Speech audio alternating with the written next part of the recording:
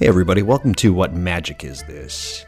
A podcast that continues the tradition of making mountains out of molehills. This is a podcast in which we will be talking about magic, the occult, the paranormal, the esoteric, the weird, and the supernatural. My name is Douglas Batchelor. As those who have listened to the podcast in the last couple of weeks are aware, I have been having some serious computer problems. Actually just electronic problems in general. I don't know what's going on here. It's very, very bizarre. I'm not going to bore you with the details, but suffice to say, I have my computer back. We're good to go, and hopefully it'll last another year and a half, 2 years before I will have to purchase a new one. But in the meantime, it's fixed, and we're good to go, and we'll get back to the regular scheduled releasing of these podcast episodes. So thanks for bearing with me, guys. You're all great for that. So, and again, thank you for your patience. So yes, it just won't be me recording these by myself. We'll have my guests back and everything will be back to normal. Fingers crossed. On with the show. So we're going to be taking a trip back to the Fool's Gallery. The Fool's Gallery is basically where I talk about individuals that have been somewhat important and have left their mark on magic and the occult. And so with this episode, we're going to be talking about Éliphas Lévi. So Éliphas Lévi is a very important figure in magic and the occult, and one that I think needs to be discussed very early on for certain reasons. If you haven't figured it out yet, this isn't your great-grandfather's magic podcast, and some of the more sacrosanct supposed tenets of magic will no longer be untouchable. I hope to provide a way of pushing things forward in the right direction with context, to provide those who are new to magic with a greater understanding of historical circumstances and perspectives and how they relate to contemporary ones. So with that, let's jump in, shall we? Alphonse Louis Constant, better known to the world of magic as Éliphas Lévi Zahed, but mostly just Éliphas Lévi, is arguably the single most important figure in the modern revival of ceremonial magic. And that's the problem. Why it's a problem, I hope to make a bit more clear as we go on. He was a writer, an artist, a supposed occultist, and an all-around swell guy. Here's a bit of his life story. So he was born in Paris in 1810. He was the son of a shoemaker. He must have been a rather smart boy, quick-witted and contemplative. He had a priest enroll him gratis to a little seminary in St. Nicolas du Chardonnay, and then eventually to the seminary of St. Sulpice. According to the books, he was brilliant and devout, a bit of a star pupil. He was a very kind young man as well. So that was life sorted, right? Priesthood, celibacy, church wine. You know, you got it locked down. No, it was not to be. Young Alphonse was also a bit too human. According to the seminary, Constant was relieved of his duties because of preaching doctrines contrary to the church. So what's that then? Well, what else? It's sex. So the story goes, according to Alphonse, is that a woman, seeing the kindness of Alphonse Louis, he begged him to tutor her young virginal daughter before her first communion. And according to him, Alphonse, during his tutoring, he looked her in the eyes and saw that a life devoid of any physical love was not a life worth living. And so as you would, he denied doing anything carnal with the young woman. Sure, bud. You know what? But actually, I think I believe him, strangely enough. After leaving the seminary, Constant became a bit of a romantic. So he was working for a theater company as an illustrator, and he started to write quite a bit. Paris at the time was, at least 19th century Paris, was a pretty happening place. Actually, that's a pretty happening place most of the time, especially regarding magic. It's one of the great magical cities. So at this point, there was mystics everywhere. There was mesmerism was still big. And one mystic that Constant came across was Simon Ganneau, aka the Mapa. Now, the Mapa was a mystic who spouted many, many occult revelations. So skeptical and with an ambition to ridicule the Mapa, Constant attended a lecture or a show of his, and instead he bought what Simone Ganneau was selling, hook, line, and sinker, basically a message of the last word of revelation and to seal the abyss of anarchy. Sexy stuff, to say the least. So Constant became a socialist, or kind of a proto-communist. He eventually wrote a ham-fisted manifesto called La Bible de la Liberté, a kind of Christian socialism tract. An hour after it went on sale, it was confiscated by the Paris police. So there was a trial for Alphonse, charges of advocating insurrection, and he was imprisoned for 11 months. So Alphonse Louis Constant had arrived. So with lots of spare time during his imprisonment, Alphonse read works by Swedish mystic Emanuel Swedenborg, who I talked about in the Soul Flight Astral Projection episode, and he will get his own episode a little bit further on down the line. Once released from prison, he continued to publish his brand of Christian mystical socialism and was starting to get to terms with other occultists' work, people like Raymond Lull, Heinrich Cornelius Agrippa, as well as a large dose of Schopenhauer. A couple more prison terms followed. He was, if anything, an agitator. He was socialist and also a feminist, when being one was not a very good idea. He had some lovers. Ones that we do know about was an assistant headmistress of a notorious school in Paris. They had an illegitimate child, which Alphonse basically ignored once it was born. Probably the only bad thing he ever did in his entire life. This headmistress, she also had a student, 17-year-old Naomi Cadeau, who became Alphonse's infatuation for a while, and at the age of 36, she was 17, he married her. They had a daughter, which died during childbirth. This had a really devastating effect on Constant and the marriage in general, and it started to deteriorate.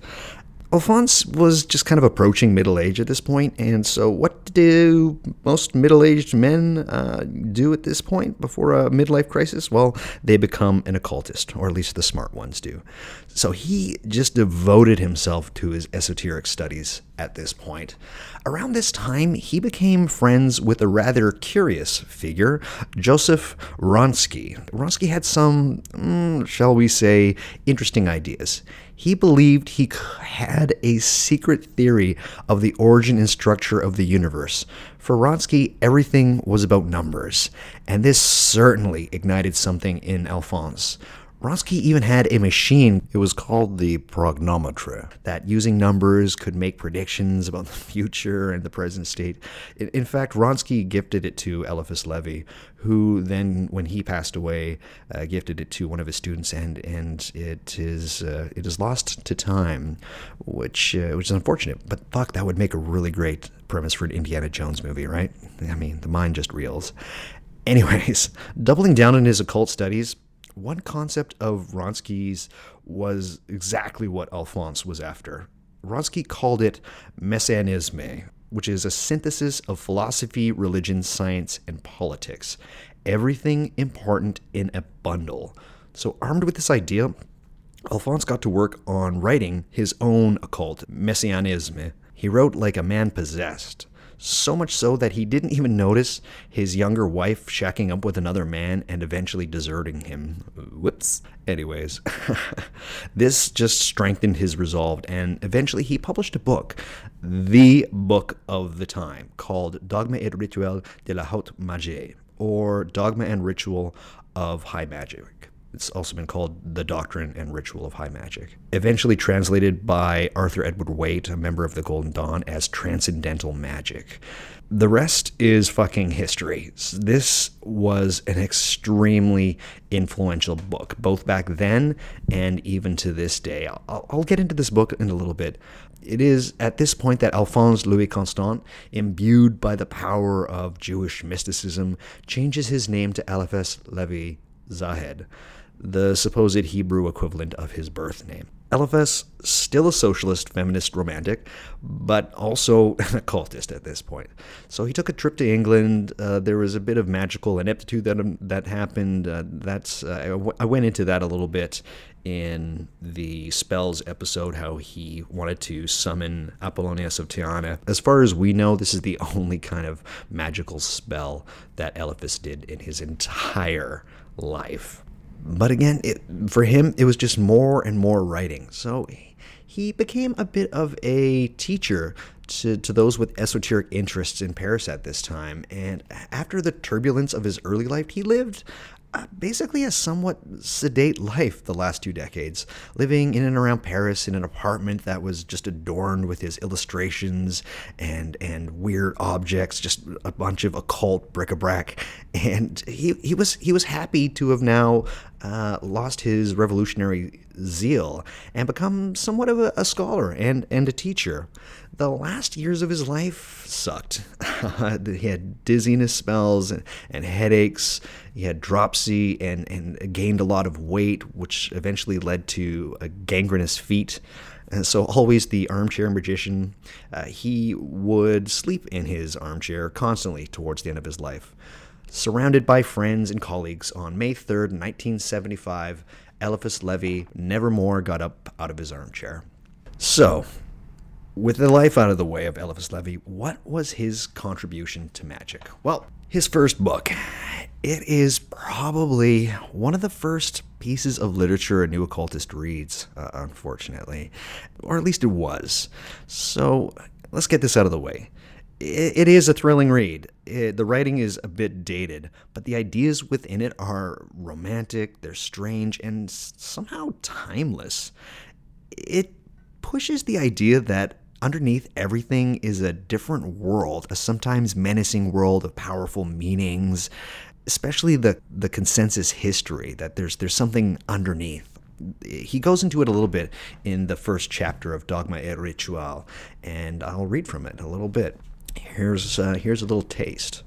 Behind the veil of all hieratic and mystical allegories of ancient doctrines, behind the darkness and strange ordeals of all initiations, under the seal of all sacred writings, in the ruins of Nineveh or Thebes, on the crumbling stones of old temples and on the blackened visage of the Assyrian or Egyptian Sphinx, in the monstrous or marvelous paintings which interpret to the faithful of India the inspired pages of the Vedas, in the cryptic emblems of our old books on alchemy, in the ceremonies practiced at reception by all secret societies, there are found indications of a doctrine which is everywhere the same and everywhere concealed.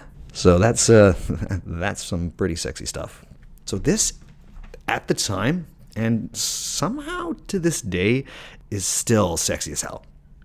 This is kind of everything you could ask for with magic. With a new initiate in the occult, isn't it? This is what I signed up for, right? Right. So in the book, you basically have all the elements of what constitutes modern magic, particularly ceremonial magic. So an overemphasis on Kabbalah, Egypt as the center and origin of magic, the tarot as an essential tool. In fact, he equated the tarot, the 22 trumps of the tarot, to the 22 letters of the Hebrew alphabet. And the only reason he did that was because they both had the number 22. That's about as far as we think that, or we can come to how he did that. Again, in the book, numbers and their secret importance, the 4 tarot suits and the 4 elements. These weren't his ideas. He stole a lot of this from another Frenchman called Atea, who I will probably talk about in the cartomancy episode as opposed to the tarot one, because he's also a pretty interesting figure. Oh, the 4 magical weapons, the sword, the coin, the wand, the cup, all of that jazz and more is in Dogma and Ritual of High Magic, or the Doctrine and Ritual of High Magic. 2 major developments in the book are the attribution of the Hebraic name of God, Yod-Heh-Vav-Heh, to magic in nearly every area of magic. Oh, and Baphomet. If you don't know who Baphomet is, he's kind of she is kind of the goat-headed deity with bare breasts and goat head pentagram on the forehead, a lamp protruding out of the top of the head, one hand pointing up, one hand pointing down. That you've seen this symbol, trust me. Every TV program or movie that talks about magic, there's a huge chance that this image is going to be brought up. It's like nearly every time. Again, it's sexy and romantic, and it was Éliphas Lévi who illustrated this. In some ways, I think he's a better illustrator than he is a writer, but that's just me. I think his illustrations are quite good. This work and everything by Éliphas Lévi spouted was hugely influential at the time. The Theosophists took his idea of the astral and the Golden Dawn, took the tarot and many of his other ideas, and this stuff still remains to this day, especially the correlation between the 22 trumps and the 22 letters of the Hebrew alphabet. And this is problematic because although it may seem compelling and engaging stuff, most, if not all of it, is wrong. He gave readers and students everything that they kind of wanted magic to be, not exactly what it was. And what it was romantic. And this is a product of the time. It was in the air, and it kind of still is. And I think it's time for us to air it out a little bit. Gary Lockman wrote that Lévi's work gave this impression very easily and offers magician the ideas that magic is a mysterious teaching about the other world shared through centuries by people like themselves who have had glimpses of that world and believe in it. So in this sense, he is not unlike Heinrich Cornelius Agrippa, who we'll talk about further on down the line. This romantic, albeit completely nonsense fantasy that there exists a secret doctrine or an ancient document behind all the various forms of occultism and mystical lore through history, such an idea goes away and comes back at many points, a seeking for the roots of things. That's kind of always in the background. And the fallacy that there has to be that one thing. It drives me fucking nuts, frankly. Magic is far too weird, discordant, and chaotic. This is the mindset new magicians need to adopt. So sorry, guys. This for me is actually more romantic an idea.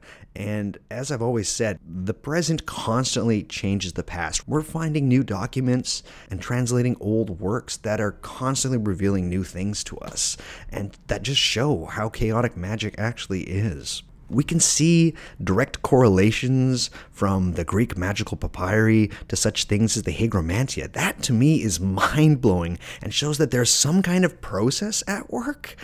It's not some deluded idea that there is some book of Thoth from which all magic comes.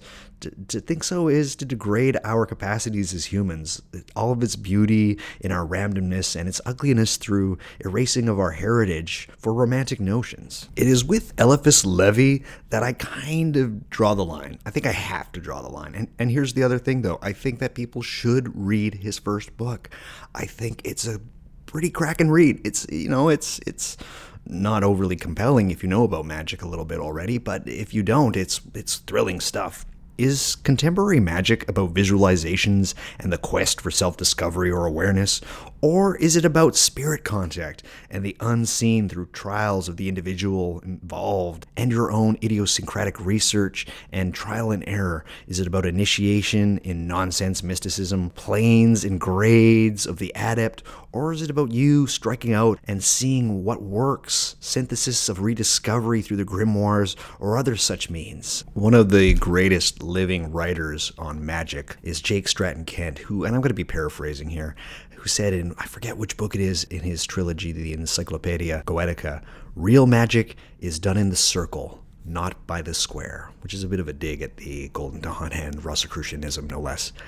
The divide between these two was exemplified by Éliphas Lévi himself in his one and only magical ritual, which freaked him the fuck out. He just couldn't handle it. And I suspect this hesitancy and fear for doing spells is common with very many magicians nowadays.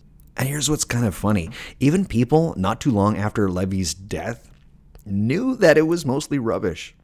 But we still see that they kind of went with it anyways for romantic reasons. It's quite infuriating. Aleister Crowley himself considered himself Lévi's latest reincarnation because he was born the year that Lévi died. That's kind of how much this guy meant to occultists after his death. I have to give credit where it's due, where Arthur Edward Waite, who a lot of what he wrote and put forward I'm not a huge fan of, had this to say about Lévi, and he nails it here. He called Lévi an occult philosopher for whom there was no occultism. And that's pretty much bang on the money. This emphasis on the misunderstanding of Jewish mysticism, like the Kabbalah, which I still say you need to know, needs to just wind down, I think. Very few magical documents from the Jews exist. They're very, very slight. Is this because they were destroyed or just lost to time? Or is it the more likely scenario that they didn't really exist in the first place? I think it's more the latter. So most of modern magic toes this line still, and an inability to see the complete falseness of it needs to be confronted. So do some digging and you'll find it to be true. I remember the disappointment I felt when I did, that it's not all about these strange ceremonies and it's not about some secret doctrine or something underlying absolutely everything. But when I came to this revelation, it was also freeing in retrospect. So some of you might be asking, Doug, what's the harm? You're all about stories. You say that magic is about stories and the stories we're in. Well, where's the beef? So here's the thing. I think the story is played out. It's been told and it is no longer good. I use a really lame example. It's kind of like comparing Star Wars A New Hope to Star Wars The Force Awakens. It's pretty much the same story, but repackaged for diminishing returns. It looks good. It kind of seems like it could draw the crowd in, but it's kind of lame and doesn't have any blood in it. So here's the other thing. Magic is getting real interesting again. Our new understanding of the past is having a profound influence on the present.